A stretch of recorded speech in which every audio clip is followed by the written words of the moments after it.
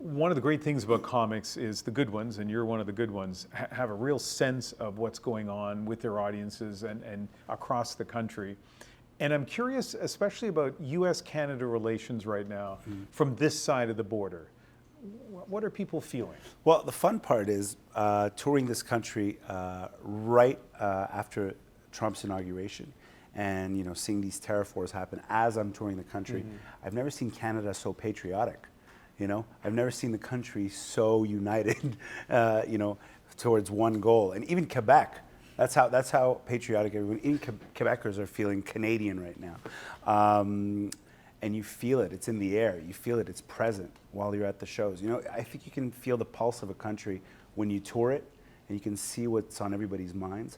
And I think that's something that's there. And when I joke about it, when I talk about it, the laughter is even more explosive than it was a couple of years ago when I just roast the Americans, very lightly, like, friendly jabs. But now it feels like we're actually standing on guard against them, yeah. So you were in Calgary doing a show, and you mentioned that one of your dates coming up was in Edmonton, and people just reflexively booed, and you called them on it. Yeah, and I said, I think we have a bigger war happening right now. I'm going to 20 cities across the country, so spread the word. We're in Edmonton next week. And guys, we have a bigger war happening with America. Can you just get along with Edmonton for a second? Now, you've toured the United States lots as well. Yeah. What's it like being a Canadian comic in Trump country? It's a lot of fun because I like to go in front of my audience and go up against the popular discourse of the time.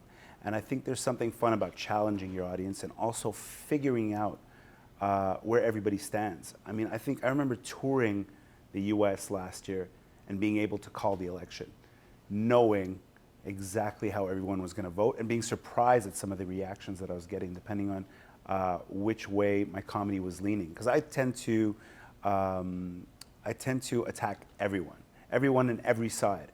And I always like that. I always feel like being an equal opportunity offender is the way to figure out the pulse of a country. Trump's not that nuts. You know what's nuts is his supporters sometimes. They're crazy. You run into some of them, they are crazy, right? Like, this guy's worried. He's like, some of them might be here. You've been described as fearless as a comic, but potentially reckless. Like I saw a tape of a show you did, I think in Georgia, where somebody said, half jokingly, "We've got guns here."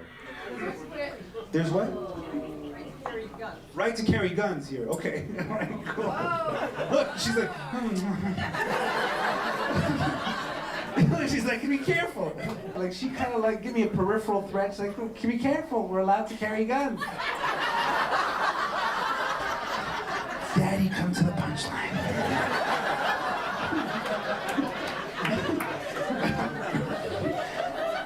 Tell Uncle Buck. It's all right. They're all jokes. I'm sure Georgia has a sense of humor about itself. No? Georgia doesn't? But if you're in a comedy club, people what? People need to. I'll probably get beat up sometime after the show. I'm not sure by who. But someone, they're going to be French, Middle Eastern, or Christian. For now, it's up in the air. Look, he's like, Christians will not do that. He's like, you're good. We got you. We got you, Sugar Sammy. KKK got you.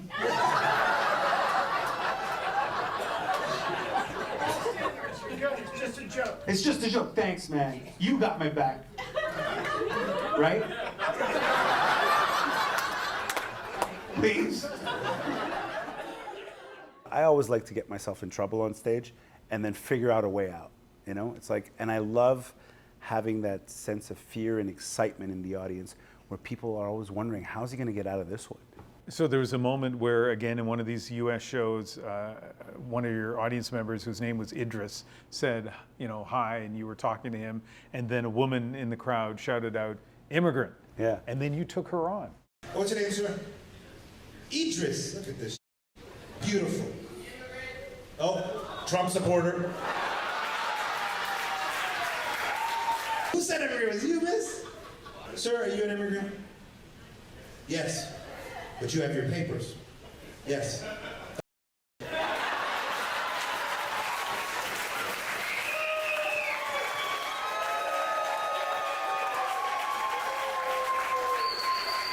Nice to meet you. Sir, you are a gentleman and documented. For me, the best part about doing crowd work is being in the moment. And, you know, her shouting out what she did was obviously inappropriate. And I think had I not called that out, it would have been such a disappointment to the audience. And for me, I think it was just a natural thing because I grew up with so many cultures around me. I grew up in the most multicultural neighborhood in Quebec. Côte-des-Neiges. Côte-des-Neiges, yeah. So to me, it was like I was defending one of my neighbors, you know? But I mean, you were like, you didn't gently poke her. No. No, you kind of you shouted her down, which she deserved. Yeah. But again, like that could go wrong, couldn't it, for a comic? Yeah, it could. I mean, that's where I think the experience comes in, you know? So having done this 30 years, you can feel, you have to have a certain amount of emotional intelligence about your audience and who's in front of you to know how far you can go and where you can go and how you can, you know, discipline that person and deal with that moment without losing the audience and losing that show. So there's that balance that you got to find, and I think that comes with experience. It comes with a lot of trial and error, you know, and that's happened in the past as well. I love tapping into the barometer that you have for audiences, especially as you're in the midst of this tour across Canada. What about Canadian politics? Like 2 months ago, it all seemed pretty straightforward, right? Yeah. It was like, you know, the carbon tax and housing and inflation were the big issues. Yeah. What about now? Like, you've got an election coming up. Presumably that's, you know, going to be material for you. Well, that's why I wanted to do this interview before you guys got defunded. Too soon. Too soon. Too soon. You're going to be fine. Comes a couple of your colleagues, but for the rest, it's going to be the Hunger Games. So no, I felt like, for me, I think just touring the country during this this tariff war that's about to happen, you can feel that that's the priority for everyone. And I feel like if this comes on, it's going to trickle down in so many ways, and it's going to affect everybody in so many ways that that's what people are thinking about the most. And you know, everybody just wants to make sure that they save their livelihood in their country right now, you know? When I mention you to other people who know your work, honestly, the first thing they talk about is how funny you are. Okay, That's the headline, right? And then the other thing they talk about is that you do bilingual shows, and bilingual being French-English. But you speak two other languages, Punjabi and Hindi, right? right. But in what way does that inform your comedy, your background, your ethnic background? Well, I think that's interesting because I feel like no matter where I go, I sort of feel like the outsider. And I think feeling like the outsider informs my comedy, but also makes me, I think, the type of writer that I am, because, you know, good comedy is great writing as well, right? So I believe that, you know, had I not grown up this way, I probably wouldn't have had as much of a knack in analyzing a lot of different cultures. I went to France, I'm definitely the outsider in France. So when I go to France, I'm the outsider. When I tour Canada, I'm that guy from Quebec. When I tour Quebec, I'm like that Anglo, you know, or that ethnic guy. So I think having that everywhere, even though it could be a lonely place to be, it's such a great space for a writer because it makes it so interesting to have a very distinctive point of view on all kinds of things in society. And I think that's probably one of my strengths, is having grown up where I did. I think made me a stronger writer and made me more resilient and made me able to adapt and overcome a lot of obstacles in my career to be successful in different markets. Let's talk a little bit about France. What's it like to be a Quebecer working in France? I think it's great because it gives me permission to go into places that a lot of French comics wouldn't. So go into that society, critique them, you know, because my show in France is very different than my show in Quebec. It's an honest and severe critique of France and a roast of France coming from a Canadian, you know. Hey, je rigole, hein? Je niaise les Français, mais j'adore la France. Vous êtes mon pays arabe préféré. Look at the Arabs. Il connaît. Pardon? C'est les Arabes qui ont libéré la France. Et bientôt le Québec, Inch'Allah.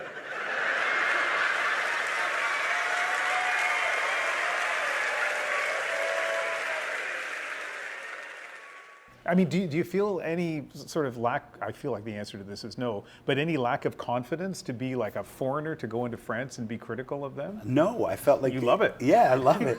For me, I love confronting the things that people avoid. You know, I like going into it. You know, there's such a division going on in the world right now, and I call it this cultural divide that we all live in right now. You know, it's present. It's part of the fabric of society right now. This divide, it's really divided, and we're living through this. Whether you're in Canada, whether you're in the States, there's this internal division that exists. And for me, not to confront that, not to take it head on, I think would be doing my work a disservice. And I think it's the same in France.